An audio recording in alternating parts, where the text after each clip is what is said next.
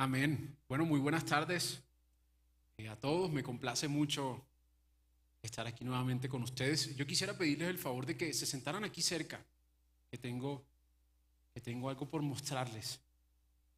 Y bueno, en medio de todo este frío, ¿verdad? A ver si nos acaloramos un poco más. Resulta que recientemente estaba yo navegando en redes sociales y encontré algo que me llamó mucho la atención, que quisiera mostrarles hoy. Y es, o son unas curvas que muestra cómo son las producciones de los cineastas. ¿Qué es lo que caracteriza a cada cineasta, a cada productor de cine famoso? Yo quisiera mostrárselas el día de hoy. Y vamos a comenzar con esta, que es de Quentin Tarantino. No sé si me puede ayudar la cámara. Aquí se puede ver cómo se representan sus funciones a través de esta gráfica. ¿Cuáles son los altos y bajos? ¿Cuáles son los momentos más de más adrenalina? ¿Cierto? Quentin Tarantino es famoso por películas como Bastardo sin Gloria y Django. No sé si algunos las han visto. El siguiente productor de cine es Peter Jackson. Peter Jackson es famoso por El Señor de los Anillos. ¿Quiénes la han visto? King Kong, que son películas como representa esta gráfica que dan muchas vueltas y que a veces son difíciles de entender. Yo creo que por eso nunca me gustó El Señor de los Anillos. El siguiente es Christopher Nolan, que es famoso por películas como Batman. ¿A quién le gusta Batman? A mí me encantan las películas de Batman. El Origen. ¿Saben cuál es El Origen? Interestelar, de las más grandes producciones del mundo. Y aquí se puede ver cómo se representan sus películas que van y vienen de un lado a otro. Que si uno a veces se pierde una escena, pues no sabe de qué se trata la trama. Alfred Hitchcock. Este es un cineasta que fue famoso durante la mitad del siglo pasado y es el maestro del suspenso, pero a través de esta gráfica representa lo que genera eso en los espectadores. Y por último, David Fincher, que es el productor de la película El Club de la Pelea y Red Social. Y aquí se puede representar qué tan difícil es de entender esa trama, ¿cierto? Y cuando yo vi esto a mí me llamó mucho la atención porque yo quisiera preguntarles hoy, ¿de dónde nacen las más grandes películas? Hoy en día las grandes películas no son aquellas que tienen los mejores efectos especiales, como las que hace Disney, Avatar, Pixar, sino aquellas películas que tienen en un inicio una frase que dice basado en hechos reales. O muchas de ellas vienen de libros. Son películas en donde convierten el libro en una producción de cine. Y esas son quizás las películas que más trascienden, porque sabemos que fueron hechos reales, que fueron cosas que realmente sucedieron. A mí me encantan las películas, por ejemplo, de la Segunda Guerra Mundial, porque uno puede ver realmente cómo se vivió el escenario mundial, cuál era el escenario mundial en esos momentos. Y más aún, con el mejor libro, que es la palabra de Dios, que es la Biblia, ¿cierto? Y yo me ponía a reflexionar y yo decía, Señor, ¿será que de pronto en el cielo hay alguna sala de cine? Nosotros sabemos que fuimos creados a imagen y semejanza de Dios y que toda la creatividad que nosotros tenemos hoy en día, ¿de quién proviene? De Dios, porque Él es el creador de creadores, es uno de sus nombres. Y yo me ponía a pensar, Señor, ¿será que en el cielo pasarán películas de David y Goliat? Yo me fascinaba imaginándome que cada vez que llegaba nueva gente al cielo a estar en la presencia del Señor, podían entrar en esas salas y ver cómo fue el ministerio de Jesús, por ejemplo. Ver cómo Dios abrió el mar para que pasara todo el pueblo a salir de Egipto. Sería algo fascinante. Yo quisiera ver eso. Y recientemente en redes sociales recomendé una serie que se llama The Chosen, de la vida de Jesús. Y me encanta ver ese tipo de películas donde podemos ver gráficamente lo que la palabra nos describe. Yo quisiera preguntarte hoy, quizás, ¿cómo sería la película de tu vida? ¿Qué nombre le pondría el Señor a tus días, a tus meses, a tus años? quizá las grandes aventuras de Samuel. No sé qué adjetivo utilizaría el Señor para describirnos, pero la palabra nos dice que Él escribe nuestro nombre ¿en dónde? En un libro de la vida. Entonces no es difícil imaginar que ese libro se pueda convertir en una gran producción. E imagínense a las personas también allá en el cielo yendo a ver la película de nuestra vida. ¡Wow! ¡Qué honra! Que la gente, que los ángeles, que la gente hiciera cola, fila, para ir a vernos a nosotros, lo que está sucediendo ahora en nuestra vida. Cómo se desenvuelve, cómo nosotros tomamos decisiones en ciertos momentos de confiar en Dios. Y cómo el Espíritu se mueve de manera sobrenatural en medio de nosotros, aunque no podamos ver, pero sí sentir. Y yo, en mi trabajo, como emprendedor he tenido que aprender muchas cosas. Yo creo que el mismo significado de la palabra emprendimiento es aprender. Es, creo que el mejor sinónimo. Y una de las cosas que más me decía Dios y a las que yo más me negué era a crear contenido. Era a aprender a editar, a hacer edición de video. Y el Señor a mediados de este año me dijo, ya no más, ya no puedes postergar esto, ya tienes que aprenderlo a hacer. Y lo primero que uno necesita para crear un contenido, guardando las proporciones con estos grandes cineastas, pero que seguramente va muy de la mano, ¿verdad? Es tener una idea, es tener un concepto, es decir, yo quiero plasmar esto, quiero dar a entender esto, quiero expresar esto, esto es lo que yo quiero comunicar. Es lo primero. Si tú no tienes una idea, pues de ahí en adelante no vas a poder desarrollar nada. Luego necesitas crearle contenido, tener videos. Luego necesitas escribir un guión donde se desarrolle esa idea que tú tienes en mente. Luego le agregas música, una música que transmita, ¿no? Yo creo que muchas veces nosotros recordamos más a una película por la música que por las mismas escenas. Luego le agregas efectos de sonido, efectos gráficos y terminas haciendo una gran obra maestra, sea cual sea el fin. En el caso mío es para pauta publicitaria. Y a medida que voy caminando en medio de este nuevo mundo, para mí, Dios va perfeccionando esas habilidades. Y eso lo hemos podido ver también en las redes sociales de nuestra iglesia. Cómo Dios se ha valido del talento de los servidores para que ellos vayan aprendiendo, para que vayamos aprendiendo todos y vayamos desarrollando una mejor imagen visual de lo que sucede en esta casa. Yo les cuento esto, quizá más adelante me van a entender un poquito mejor, eso siempre lo digo en todas mis prédicas. Pero recientemente yo he estado viviendo uno de esos días en donde todo nos sale mal. Uno de esos días que se vuelven eternos, largos, donde tenemos que enfrentar problema tras problema. Y donde muchas veces nosotros cuestionamos el por qué nos pasan esas cosas. Esos días donde uno está completamente desganado, desanimado, no tiene ganas de nada. En donde uno ve, quizás con nuestra propia perspectiva, las cosas que nos están sucediendo y no con la de Dios. Y me ponía a reflexionar en una palabra que está en Eclesiastés 7:14, que dice lo siguiente: en el día del bien, goza del bien, y en el día de la adversidad, considera, es decir, reflexiona. Dios hizo tanto lo uno como lo otro, a fin de que el hombre nada halle después de él. Así como en estas gráficas se representaban esas grandes producciones, nuestra vida es de esa misma manera. Tenemos altos y bajos.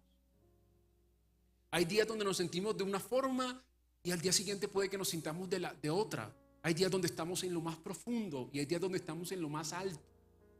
Pero esta palabra en Eclesiastés nos dice que tenemos que aprender a disfrutar de ambas cosas.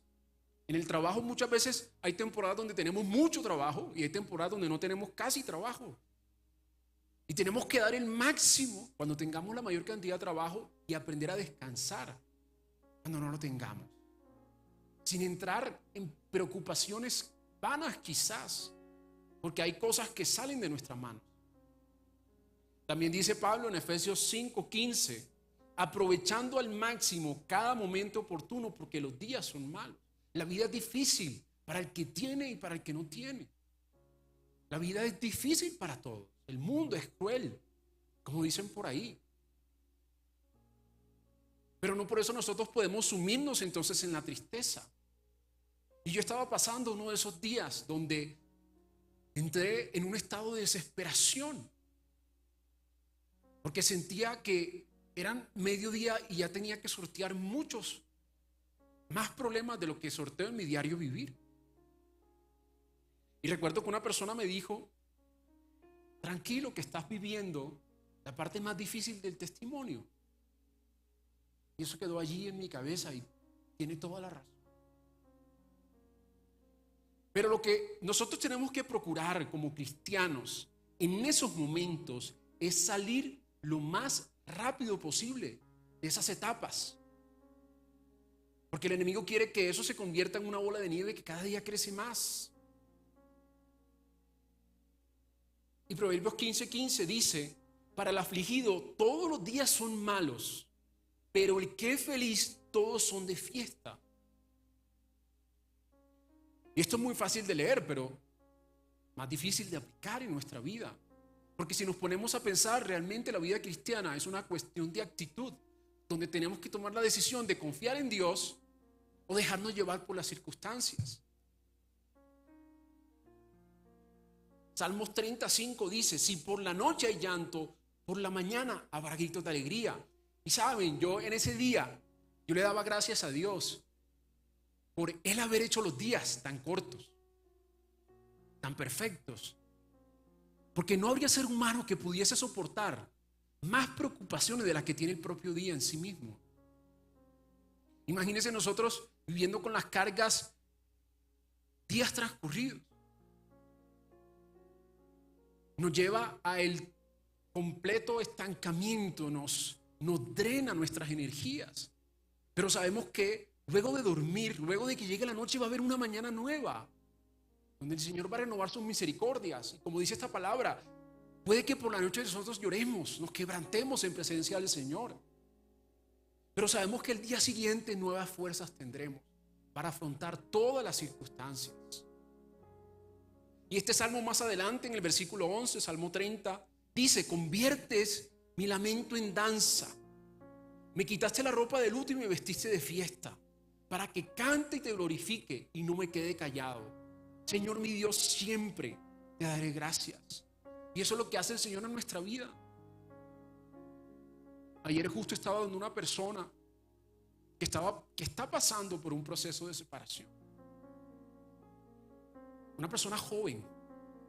Y yo la veía, yo decía: wow, Señor, ¿cómo fortaleces tú una persona? Porque la veía tan fortalecida en el espíritu. La veía tan bien que yo decía: es increíble cómo esta persona, que 1 o 2 días después de haber tenido una conversación para tomar esa decisión de vida, esté tan tranquila. Solo Dios lo puede hacer. Es imposible que uno niegue la existencia de Dios cuando ve esas cosas. Es imposible creer que Dios no existe cuando tú puedes estar en el momento más difícil de tu vida, pero fortalecido en Cristo, con gozo, con paz. Y en ese momento el Señor también me regaló una palabra que está en Isaías 40:31, que dice: pero los que confían en el Señor, ¿quién se la sabe? Renovarán sus fuerzas, volarán como águilas, correrán y no se fatigarán, caminarán y no se cansarán. Y sabe, la palabra cuando nos habla de esto, no nos estás hablando de nuestras energías físicas, sino del gozo espiritual. A uno le pueden quitar todo en la vida menos el gozo. Uno puede perderlo todo menos el gozo que nos da nuestro Señor. Es lo más valioso, es lo más preciado que tenemos nosotros como cristianos. Es lo que marca la diferencia. Yo estaba almorzando con un primo también, que recientemente murió su abuelo. Y él me decía: es que yo veo a mi mamá, a mi hermana, que tienen tanta paz en medio de esta circunstancia, pero yo todavía siento que mi corazón está arrugado. Y él mismo me decía: porque ellos tienen a Dios y yo no, considerándose una persona atea. Eso es lo que marca realmente la diferencia de quiénes somos nosotros en la vida. Puede venir circunstancia tras circunstancia, que como dice la palabra, si Dios está con nosotros, ¿quién puede estar en contra de nosotros? No hay nada más grande que lo que pueda hacer Dios en nuestra vida. Y todo esto me llevaba a mí a pensar en que el único que conoce la escena que ha de venir en nuestra vida es Dios. ¿Sí? El único que conoce el desenlace, el desarrollo de esta película, que es nuestra vida, es el Señor. A nosotros no nos queda más que confiar en Él. Él es el mayor y más grande productor de cine. Hace falta solo leer la palabra para poder darse cuenta de esto. Él es el único que conoce lo que ha de venir. Y en su palabra están todas las promesas acerca de lo que Él tiene para nosotros. Lo dice Isaías 46:10. Yo anuncio el fin desde el principio, desde los tiempos antiguos, lo que está por venir. Yo digo, mi propósito se cumplirá y haré todo lo que deseo. Amén. Y sabe, yo creo que todos en pandemia nos pudimos dar cuenta que a lo que más le teme el ser humano es a la incertidumbre. Pasa en elecciones presidenciales, pasa cuando hay guerras, pasa cuando hay un virus que amenaza a la humanidad. El ser humano entra en pánico, entra en shock. Y hoy en día, con todo lo que está pasando en nuestro país, las protestas que hubo esta semana, los ataques que están sucediendo en Europa Oriental, la subida del dólar,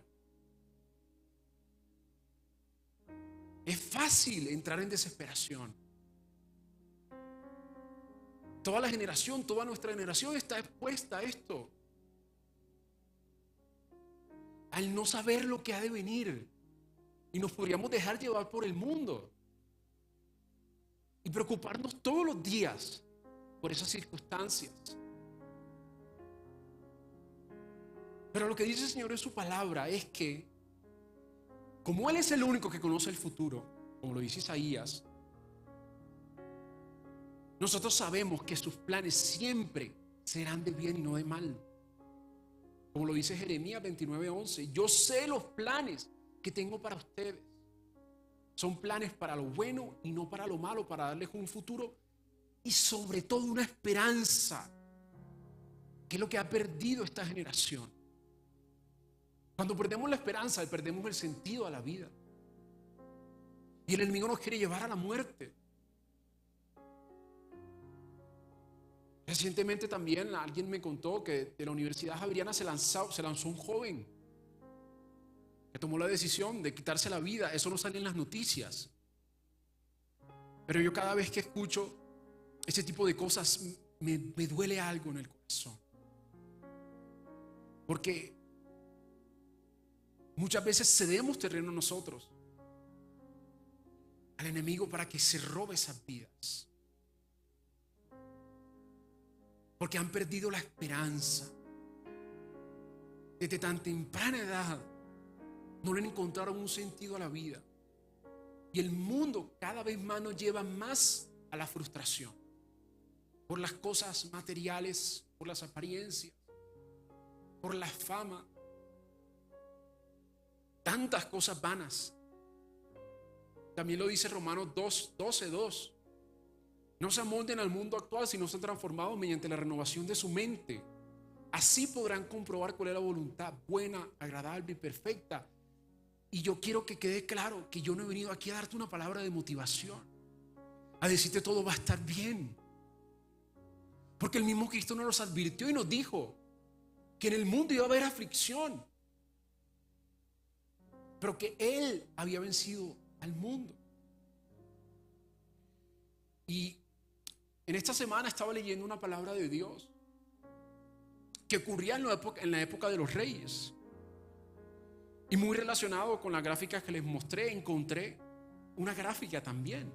Y esta es una gráfica donde se representan todos los reyes de Israel y de Judá. Recordemos que Saúl, Dios unificó a Israel como nación a través de Saúl. luego a través de David, luego a través de Salomón. Y por el pecado de Salomón, la rebeldía de Salomón, el reino se dividió en dos: en el reino de Israel al norte, con 10 tribus, y en el reino de Judá al sur, con la tribu de Judá y Benjamín, donde estaba Jerusalén. Y aquí pueden ver en azul, esta es una gráfica, aquí pueden ver en azul una gráfica de qué tan buenos eran los reyes de Israel y qué tan bajo cayeron.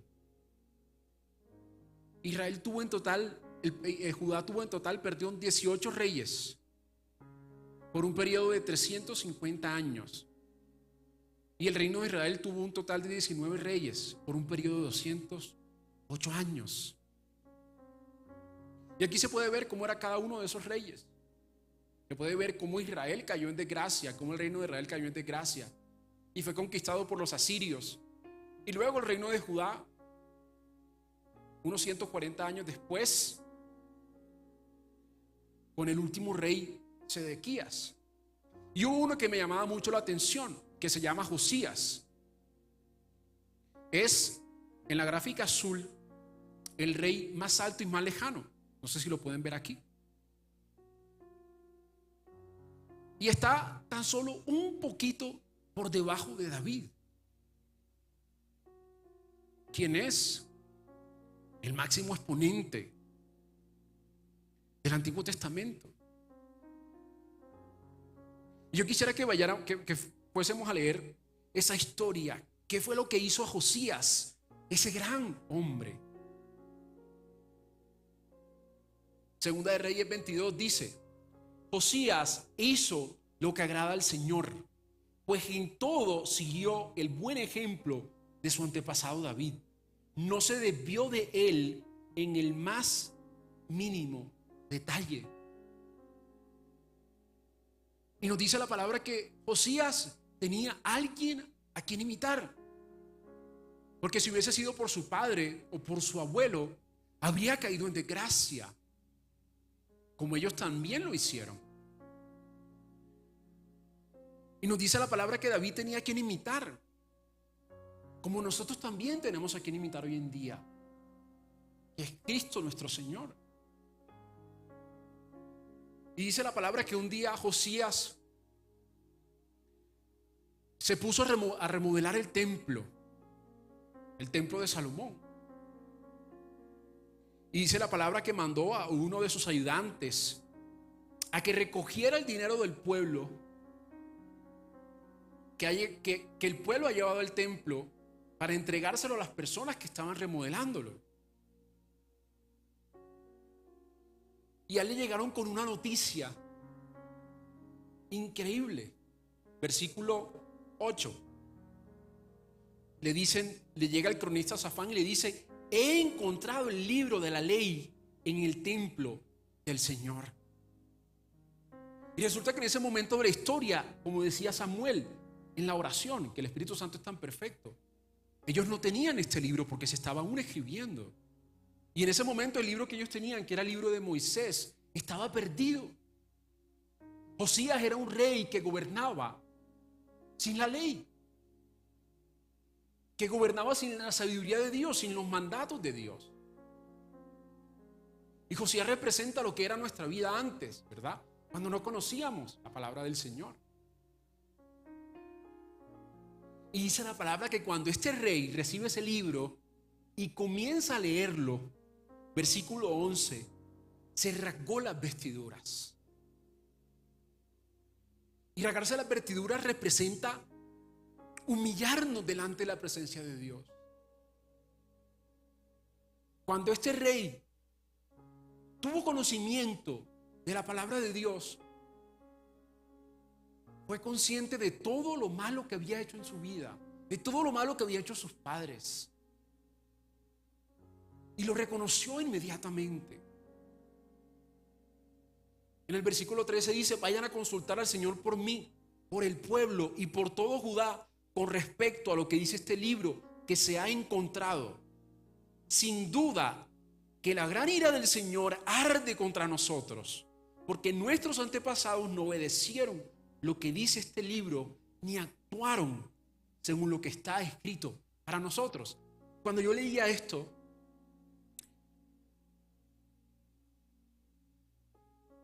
me sorprendía que la palabra que él usó era actuar. Y no precisamente el actuar o la actuación de algo fingido, sino el actuar de tomar acciones en nuestra vida que nos lleven a lo más alto o a lo más bajo, según nuestro conocimiento. Y dice la palabra después que este rey destruyó todos los altares paganos que habían construido, que habían edificado sus antepasados. Segunda de Reyes 23 dice que él renovó el pacto que habían hecho sus antepasados con el Señor. Que él renovó ese pacto que estaba allí escrito de Moisés, de Abraham, de Noé con el Señor. Sacaron del templo todos los artículos, todos los objetos consagrados a Baal, a Acera. Asesinaron a todos los sacerdotes que no viniesen de parte de Dios, idólatras. Echó todo al río. Derrumbó en el templo del Señor los cuartos dedicados a la prostitución sagrada, donde las mujeres tejían mantos para la diosa Acera.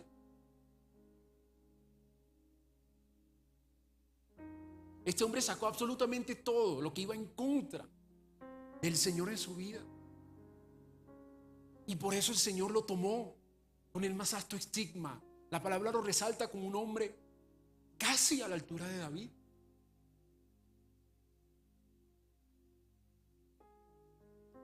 Segunda de Reyes 23 comienza a describir todo lo que él hizo. Y el versículo 21 nos dice que el rey, después de haber hecho todo esto, le dio una orden al pueblo. Y adivinen cuál era esa orden: celebrar. Este rey había encontrado el libro de la ley, un tesoro que estaba perdido. Lo leyó, lo entendió, lo siguió al pie de la letra. Y después se pudo regocijar en el Señor. Celebren la Pascua del Señor su Dios, según está escrito en el libro del pacto. Desde la época de los jueces, dice la palabra, que gobernaron Israel, hasta los reyes de Israel y de Judá, no se habían celebrado unas Pascuas semejantes. De tal magnitud fue la fiesta. Pero en el año 18, el reinado del rey Josías, esta Pascua se celebró en Jerusalén en honor del Señor. Y sabes, uno encuentra estos patrones a lo largo de toda la palabra. El contexto histórico de este rey fue muy cercano al exilio de Babilonia, del pueblo de Israel, donde destruyeron toda la ciudad por completo. Ellos estaban siendo oprimidos por dos grandes imperios, por los egipcios y los asirios.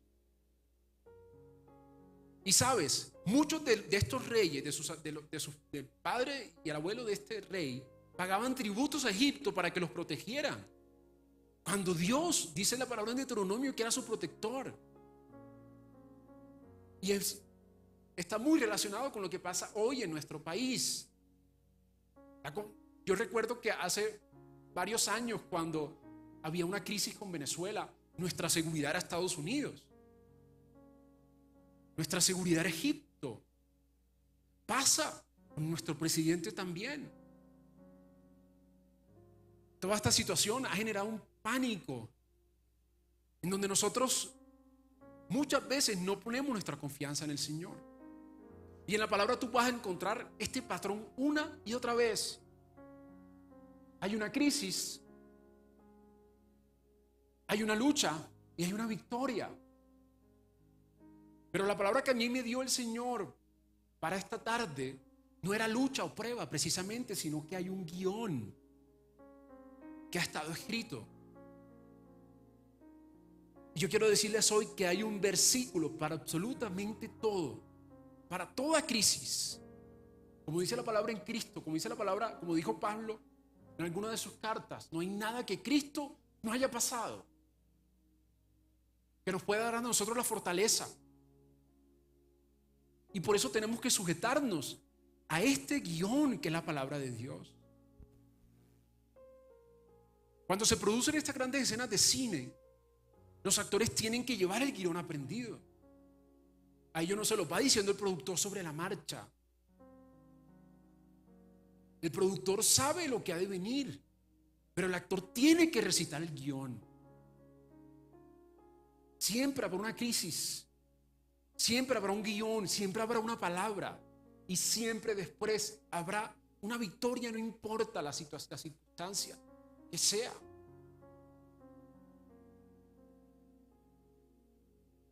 Segunda de Corintios 2:14 nos habla acerca de lo triunfante que nosotros somos en Cristo.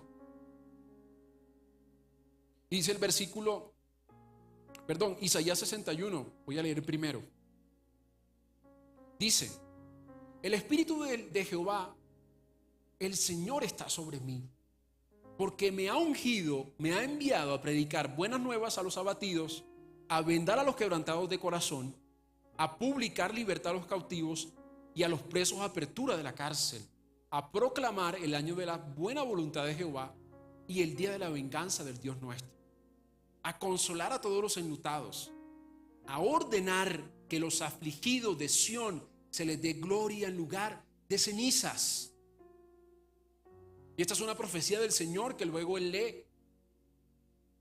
Nuestro Señor Jesucristo en una sinagoga, lo podemos ver en Lucas 4. Pero Dios ha dado una orden que está aquí escrita, que dice: he venido a ordenar a los afligidos, a que los afligidos de Sión se les dé gloria en lugar de ceniza. Amén. ¿Cuántos que en esta palabra? Óleo de gozo en lugar de luto, manto de alegría en lugar del espíritu angustiado. Y serán llamados árboles de justicia, plantío de Jehová para gloria suya. Qué hermoso esta palabra que nos da el Señor. En esta tarde nos llama árboles de justicia. Él ha venido a ordenar que en nosotros se ha cambiado todo el luto, toda la tristeza en alegría, en gozo. Nosotros no podemos permitir que el mundo desacate esa orden que ha sido dictada sobre nuestra vida.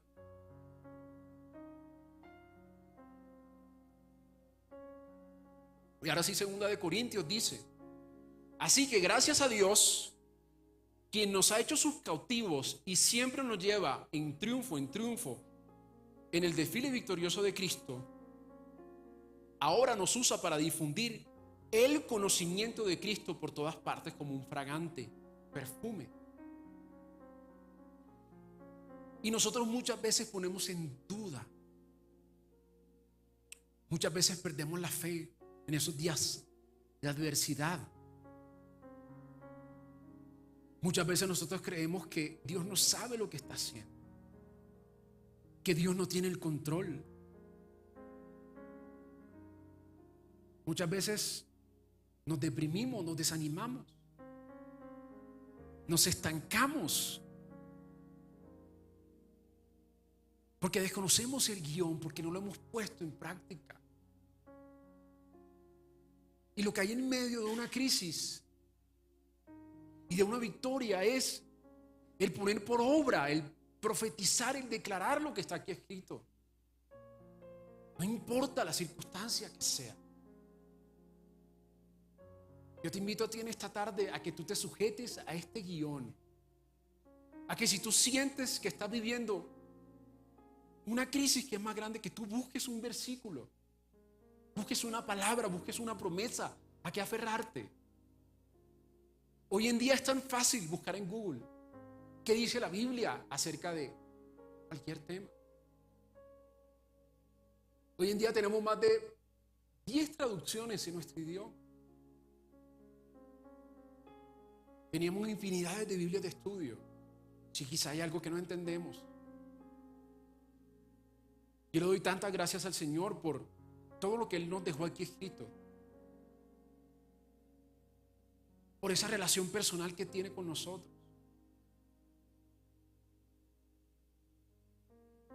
Porque no hay circunstancia, no hay prueba que no podamos sortear cuando Él está de nuestro lado.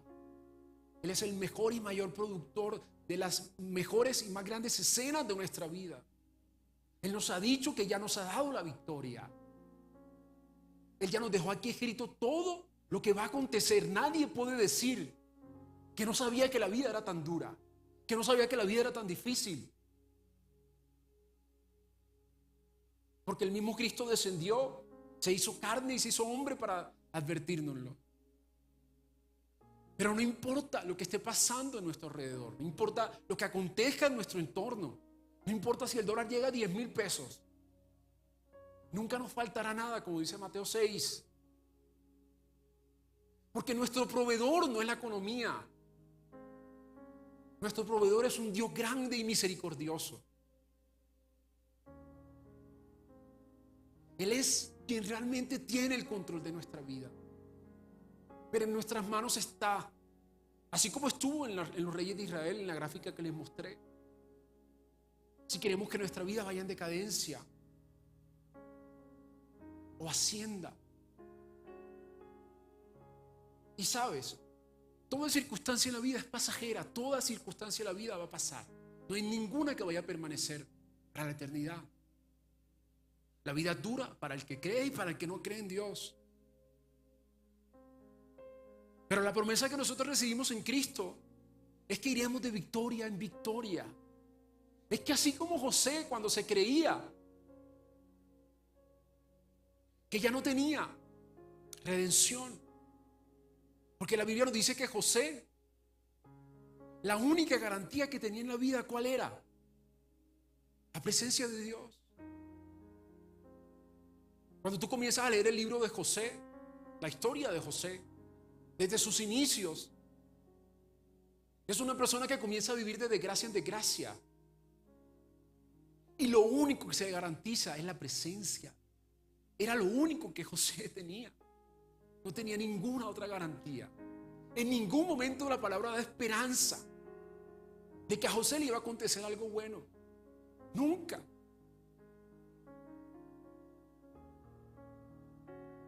Y José en algún momento sintió rencor por sus hermanos.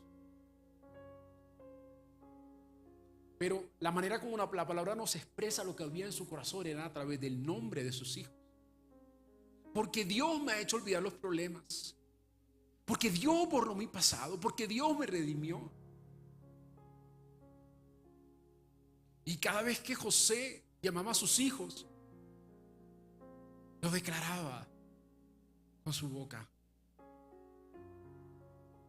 Y de esa manera tenemos que nosotros llamar a los problemas en nuestra vida, sujetándonos al guión que el Señor nos ha dejado.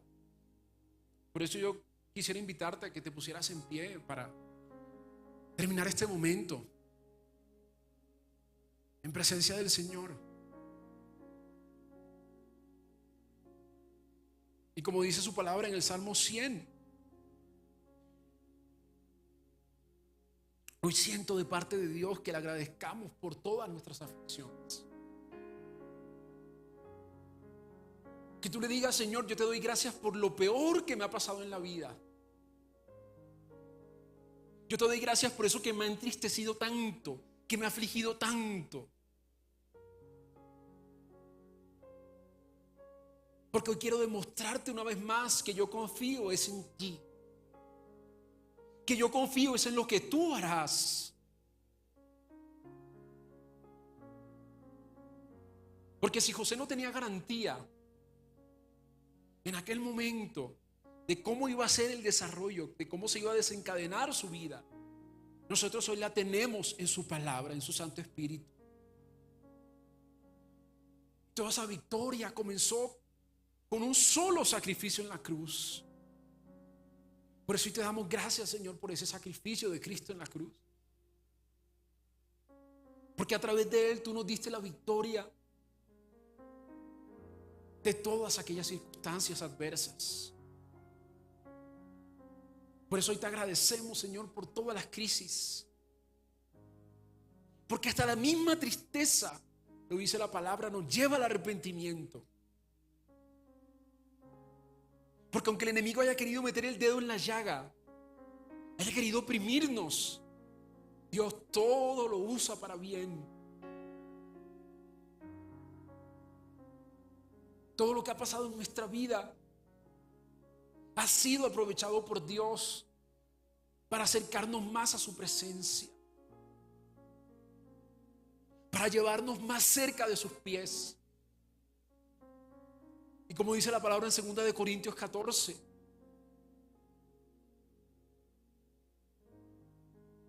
ahora el Señor nos usa para difundir el conocimiento de Cristo por todas partes como un fragante olor, como un fragante aroma.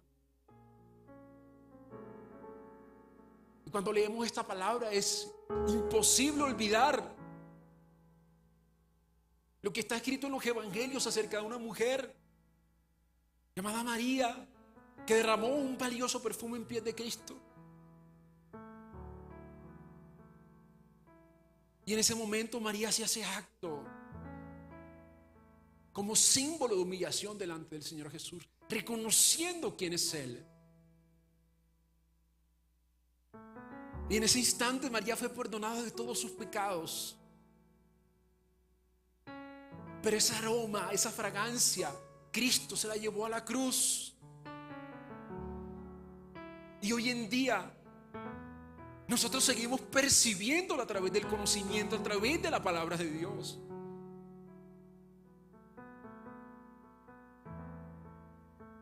¡Wow! ¡Qué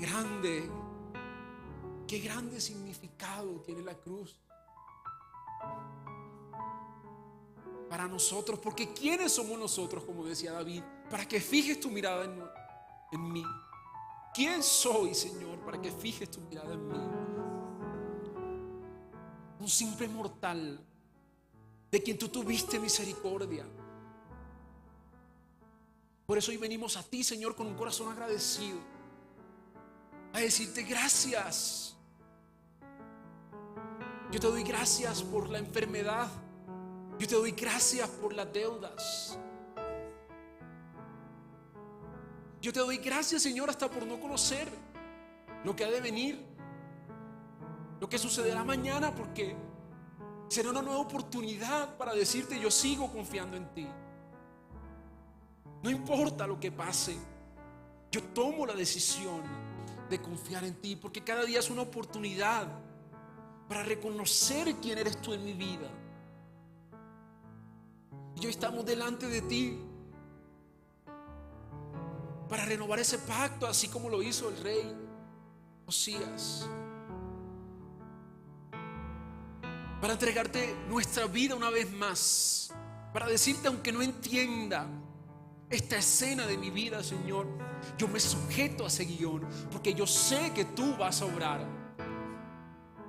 Yo confío en ti, Señor.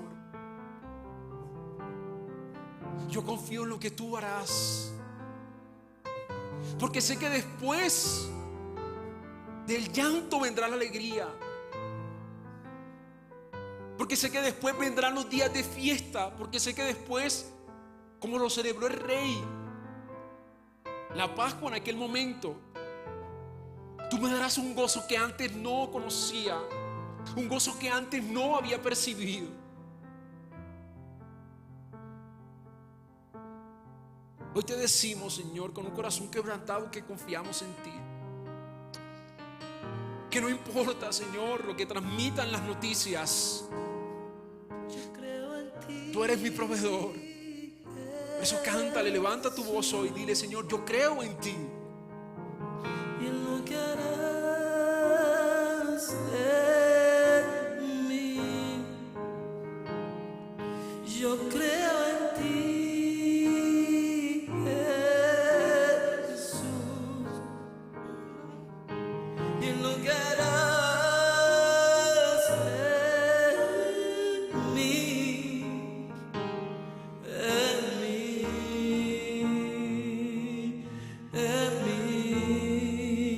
y recibe toda la gloria, recibe toda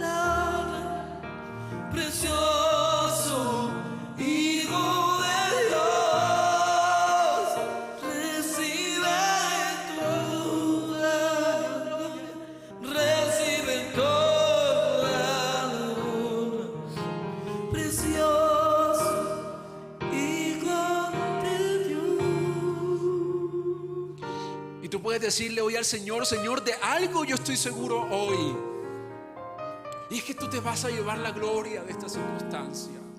Es que tú te vas a llevar la gloria de esta prueba. Es que tú te vas a llevar la gloria de esta lucha, Señor. Porque no lo haré yo, lo harás tú. Porque yo cumpliré, Señor, en sujetarme a tu palabra, pero tú lo harás. Porque tú eres un Dios fiel, porque tú eres un Dios que no miente, porque tú eres un Dios que no se arrepiente. Tú eres un Dios que lo que dices lo cumples, que lo que dices permanece, porque pasará el mundo, pero tu palabra siempre permanecerá. Ese es el productor de nuestra vida. Ese es nuestro creador, ese es nuestro Dios. Ese es nuestro Dios, Señor, ese es nuestro Señor. Por eso cántale una vez más: Señor, yo creo en ti, yo creo en lo que tú harás. Yo creo en ti, Jesús, y en lo que harás, y en lo que harás en mí. Yo creo en ti, Jesús, y en lo que harás en mí, en mí, y recibe tu gloria, recibe la honra, precioso Hijo de Dios, recibe toda gloria, recibe toda honra, precioso Hijo de Dios, Hijo de Dios. Y así como el rey Josías, Señor, nosotros hoy seguimos celebrando tu palabra. Nosotros hoy seguimos celebrando, Señor, que nos fue entregado un tesoro. Nosotros hoy seguimos, Señor, celebrando que encontramos a quien imitar, una manera nueva de vivir.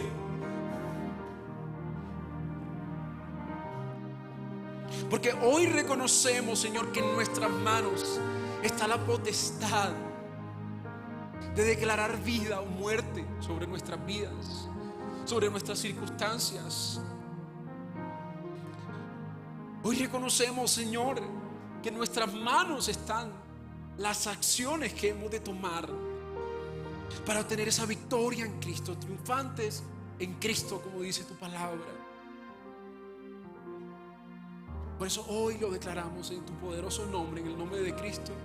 Amén, amén y amén.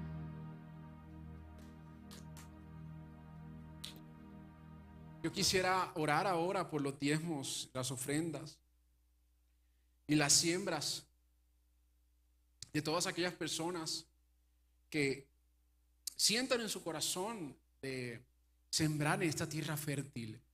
De verdad que yo me regocijo en el Señor, el ver cómo crecemos cada vez más, ¿cierto? En ver cómo cada vez más tenemos nuevas cámaras, cada vez más tenemos mejor sonido, cada vez más va creciendo incluso la banda, como cada vez más vamos creciendo en redes sociales. Y yo los invito a que hoy nos hagamos esos banqueros del Señor, esas personas, esos inversionistas del Señor que anhelan en su corazón invertir en que la obra de Dios se siga extendiendo. Y esa es una gran manera de hacerlo. Por eso yo le doy gracias al Señor por todas aquellas personas que hayan querido sembrar en este lugar, en esta tierra fértil. Bendecimos esa semilla, bendecimos al dador alegre, porque dice la palabra que el Señor ama a quienes dan con alegría. No importa la cantidad, no importa, sino la actitud que haya en tu corazón con respecto a este acto. Por eso bendecimos a todas estas personas que han permitido que esta obra no desfallezca, sino que continúe expandiéndose en el nombre, que es sobre todo nombre, en el nombre de Cristo. Amén. Y quisiera invitarlos mañana a nuestro servicio dominical, como es de costumbre, a las 10 de la mañana. Los esperamos. Que tengan un feliz